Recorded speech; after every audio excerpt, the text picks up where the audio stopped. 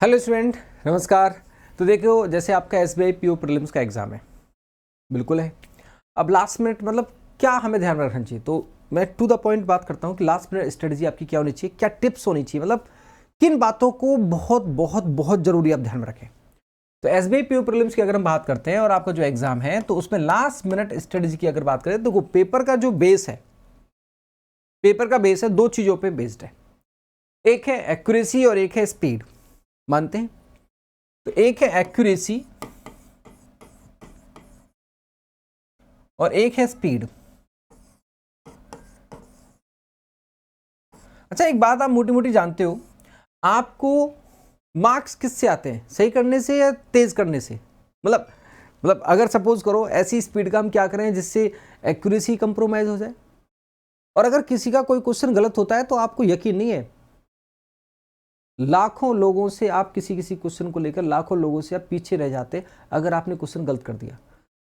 Question नहीं किया, skip कर दिया, एक अलग बात है, इट्स ओके विद दैट। भाई होता है कि हर क्वेश्चन हमसे नहीं हो पा रहा है, इट्स ओके। और वैसे भी अगर हम एसबीआई की बात करते हैं तो ऐसा थोड़ी 35 आउट ऑफ 35 रीजनिंग में मारोगे, 35 आउट ऑफ 35 मैथमेटिक्स में करोगे, या 30 आउट ऑफ 30 आप इंग्लिश में करोगे, नहीं ना, ऐसा नहीं ना। एक क्लर्क का पेपर नहीं है ना, एसबीआई पीओ प्रीलिम्स का पेपर है। तो यहाँ पे आपको एक जनरल अगर हम आइडिया लेके चलते हैं, तो जैसे रीजनिंग में आप 20 से 25 का हम लेके चलते हैं। भाई डिपेंड करता है, अगर थोड़ा सा मॉडरेट हुआ तो 20-22 हो सकते हैं, थोड़ा सा आसान हुआ तो 25 भी हो सकता है, उससे ज़्यादा रेयर केस है। मतलब एक डिपेंड करता है कि पेपर का लेवल और आसान आ गया। मैथमेटिक्स में आप एक सोच के चलते हैं कि 16, 18, 20, 16, 18, 20, 21। इंग्लिश में इट डिपेंड, लेकिन फिर भी इंग्लिश में मान के चलते हैं कि भाई हाँ 20 अप्रॉक्स लोग अटेम्प्ट कर लेते हैं, उसमें कुछ गलत भी हो जाता है। तो जहाँ बात कर रहे हैं एक्यूरेसी इन स्पीड की, तो एसबीआई पीओ के एग्जाम में अब आपको पता है कि सेक्शनल टाइमिंग है। सेक्शनल टाइमिंग है, जैसे अगर हम देखें तो यहाँ पे आपको क्या है, 20 मिनट्स मिलेंगे आपको, 20 मिनट्स, 20 मिनट्स एंड 20 मिनट्स। और सबसे मेन बात पता क्या है, मैं ये कहना चाहूँगा कि स्पीड की कंपैरिजन में जो आपकी सबसे मेन बात है वो है एक्यूरेसी। ये फर्स्ट प्रायोरिटी। कैसे? इसका एक और रीजन है, आपका सेक्शनल कट ऑफ नहीं है इसमें, there is no sectional cut off. मतलब सपोज करो जैसे हम आओ कि मैं 3 मेरे पास सेक्शन है, जैसे रीजनिंग है, ऐसा तो उतनी हर सेक्शन किस सारे बच्चों के हर सेक्शन मतलब सारे सेक्शन अच्छे हैं। कभी कभी ऐसा होता है कि किसी का मैथ्स वीक है, थोड़ा सा कॉन्फिडेंस कम है, किसी का इंग्लिश थोड़ा सा कॉन्फिडेंस कम है, या कभी किसी का रीजनिंग में थोड़ा कॉन्फिडेंस कम है, ऐसा होता है। और कोई ना कोई सब्जेक्ट ऐसा होता है जिसमें आप बहुत स्ट्रांग होते हैं। तो अगर आपके सपोज फॉर एग्जाम्पल कि सपोज आपका मैथ्स में आपका थोड़ा सा वीक है और आपने ना 20 मिनट्स में सिर्फ आपके 10 ही क्वेश्चन हो पाए फॉर एग्जाम्पल। अब आपको लगेगा कि 10 ही क्वेश्चन हो पा रहे हैं तो हो नहीं पा रहे ज़्यादा, तो हो सकता है कि पता नहीं क्या होगा। अब 10 के रेस्पेक्ट में बाकी 10 क्या किए, किसी ने गैस वर्क कर दिया, और गैस वर्क कर दिया तो फॉर एग्जांपल उसमें से 8 या 10 क्वेश्चन गलत हो गए, तो ये 10 में भी क्या हो गया, कंप्रोमाइज हो गया, क्योंकि 1/4 नेगेटिव मार्किंग है, और ये 10 से भी क्या हो गए, कम हो गए। वो गैस वर्क आपको नहीं करना चाहिए था, उसका इंपैक्ट पड़ा नेगेटिव। ठीक है, अगर आपके थोड़ा सा वीक है और जो थोड़ा सा स्ट्रांग है उसमें आपने क्या किया, मार्क्स खींच लिए। फॉर एग्जांपल इसमें आपने 25 आपने कर दिए, इसमें भी आपने सपोज करो कि आपने 20 कर दिए। प्रॉब्लम क्या है, अगर पेपर टफ है, कोई सेक्शन ऐसा होता है कि जैसे मैथ, इंग्लिश, रीजनिंग में से कोई ना कोई सेक्शन जो है टफ भी आ जाता है पेपर में, तो वो आपके लिए टफ थे, सबके लिए टफ है ना। अगर आपका कोई किसी में मार्क्स आप किसी में कम अटेम्प्ट कर पाए 20 मिनट में, तो दूसरे कोई ऐसा सेक्शन होगा जिसमें आप थोड़ा सा कवर कर सकते हैं, बट गैस वर्क नहीं करना है। सेक्शनल कट ऑफ नहीं है, जहां सेक्शनल कट ऑफ होती है वहां पे थोड़ी सी परेशानी होती है। जहां सेक्शनल कट ऑफ होती है वहां पे सोचना पड़ता है कि यार ये मेरे ना 10-10 है, और अगर इसका सेक्शनल कट ऑफ अगर 12 गया तो मैं तो इसी में रह जाऊंगा, तो बाकी में अच्छा करने का क्या मतलब है, वो वहां सोचने वाली बात है। लेकिन यहां अगर किसी सेक्शन में आपके थोड़े कम रह गए हैं तो बाकी सेक्शन में अच्छा करने से वो उसको कवर कर लेता है। ओवरऑल आपको कट ऑफ निकालनी है प्रीलिम्स की, तो किसी सेक्शन में कम रहना और दूसरे सेक्शन में अच्छे करने से वो उसको क्या कर लेता है, कवर अप कर लेता है, वो उसको क्या कर लेता है, कवर अप कर लेता है। तो इसीलिए यहां पे सबसे ज्यादा जो मुद्दे वाली बात है वो है एक्यूरेसी।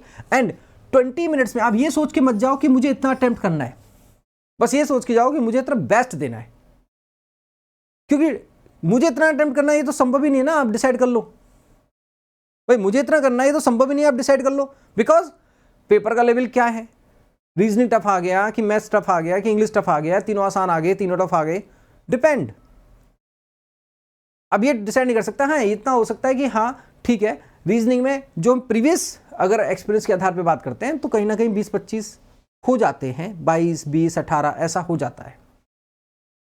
बट आप ये डिसाइड करके ना जाओ कि मेरे को इतना करना है, ये डिसाइड करके जाना है कि 20 मिनट्स अगर आपको रीजनिंग मिले तो इसमें बेस्ट क्या हो सकता है। अब यहाँ रीजनिंग की अगर बात की जाए तो जैसे रीजनिंग में मैं थोड़ा सा आपको ये सजेस्ट करना चाहूंगा कि रीजनिंग में आप जो पजल है ना थोड़ा उसको स्टार्टिंग में स्किप करें। क्या होता है कि जैसे हम पजल करने बैठ गए,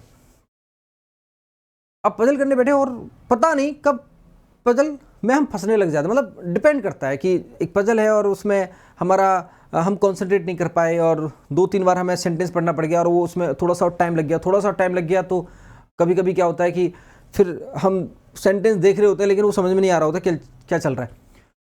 तो इसीलिए इसमें अगर पजल है तो पजल जैसे 4 से 5 पजल आएंगी, 4 पजल मान लो आप, 4 पजल या 5 पजल सिटिंग अरेंजमेंट को मिलाकर, तो पहले आप मिसलेनियस पार्ट को थोड़ा सा फोकस करिए।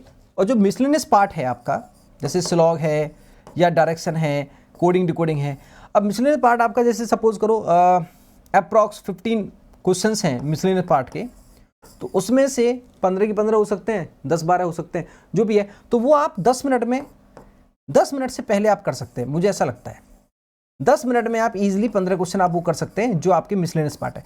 फिर आपके पास 10 मिनट बचा, उस 10 मिनट में आप 4-5 पजल में से 2 पजल कर पाए, आपने सब 10 मिनट में 15 क्वेश्चन कर लिए।